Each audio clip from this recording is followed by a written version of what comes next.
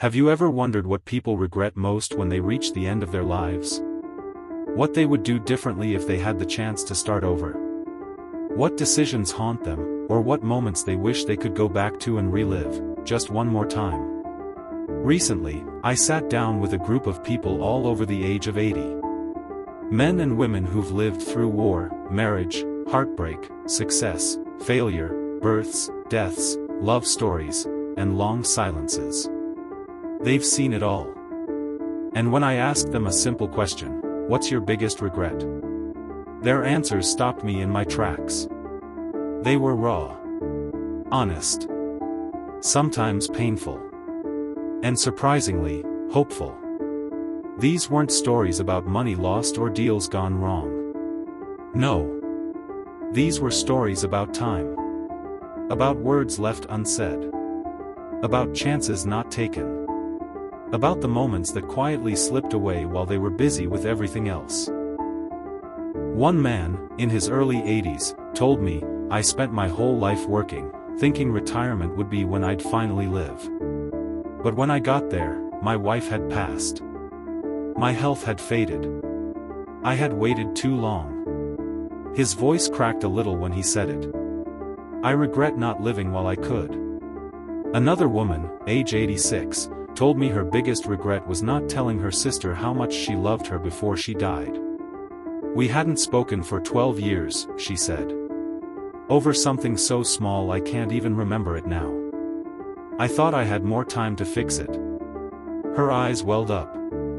But we don't always get more time, do we? Over and over, I heard the same theme. People regretted not living more fully in the present moment.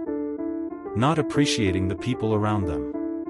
Not choosing peace over pride. Not saying, "I love you," when they had the chance. These regrets weren't about things done, they were about things left undone. One gentleman, 83, said his biggest regret was never leaving his hometown. "I always wanted to see the world," he said. "But I told myself it wasn't practical. That I had responsibilities. And now? Now I see I was scared. I let fear win." He didn't say it angrily. Just quietly. Like a truth he'd carried for too long. And then there was the woman who told me, "I regret worrying so much. All those years spent anxious about things that didn't matter in the end. I missed so many beautiful days because I was too busy imagining the worst." What's so powerful is that while these stories came with sadness, they weren't hopeless. They were reminders. Wake-up calls. Warnings written in wisdom. Because even though they came from people in their 80s, they were speaking to us, to those of us still with time. One man said, "If I could go back, I'd slow down. I'd stop trying to be impressive and start being present." Another said, "I'd hug my kids longer. I'd laugh more. I wouldn't wait for the perfect time to enjoy my life." Many talked about love. Regret for letting it go. For pushing it away out of fear or pride. For choosing comfort over connection. "My biggest regret," one woman whispered, "was not fighting harder for the man I loved. I let him go because I was afraid. And I've thought about him every day since." And some regrets were quiet, even poetic. One man said, "I regret not dancing. Not really dancing. Not caring what anyone thought. I was always so serious.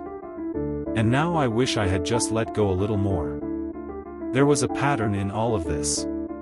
Regret doesn't usually come from failing, it comes from not trying. It doesn't come from being wrong, but from staying silent. It doesn't come from losing, but from never stepping onto the field. The elderly I spoke with taught me something I'll never forget, that the pain of not acting is almost always worse than the pain of making a mistake. And still, within their reflections, there was peace. Many of them had made peace with their regrets. They had forgiven themselves. And they hoped, genuinely hoped, that by sharing their stories, they could help someone else live differently. Better. Freer. So what do we do with this wisdom? We listen. We stop waiting. We stop assuming we'll have more time. We stop putting off the things that make us feel alive. We call the person we haven't spoken to in too long. We say the words we're afraid to say. We book the trip, take the photo, write the letter. We live now, not someday. Because someday is not promised. That's what the 80-year-olds taught me. And I believe them. Maybe their regrets are here to help us avoid our own. Maybe they're not really regrets at all, maybe they're gifts. Gentle warnings from people who know what matters, offering us a second chance before it's too late. So ask yourself, what are you putting off? What are you waiting for? And if you were 80 years old, sitting on your porch, looking back, what do you think your biggest regret would be? What can you do today, right now, to change that story? Because you still have time. Thank you for being here today. If this video moved you, or if it reminded you of someone you love, please share it with them. These stories are not just memories, they're lessons. And maybe, just maybe, they'll help us all live a little more intentionally. If you'd like to hear more real stories, life lessons, and wisdom from those who've truly lived, please subscribe to The Elder Perspective. We share new videos every week that honor the voices of our elders and remind us what truly matters in life. Until next time, stay kind, stay present, and take care of each other.